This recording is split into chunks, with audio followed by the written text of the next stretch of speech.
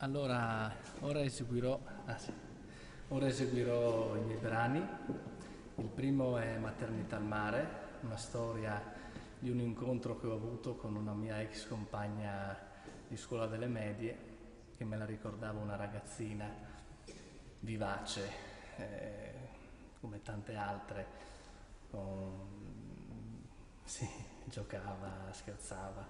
E poi invece l'ho vista in spiaggia con i suoi figli, col suo compagno e l'ho vista cambiare, l'ho vista diventare donna, l'ho vista diventare la guida dei suoi figli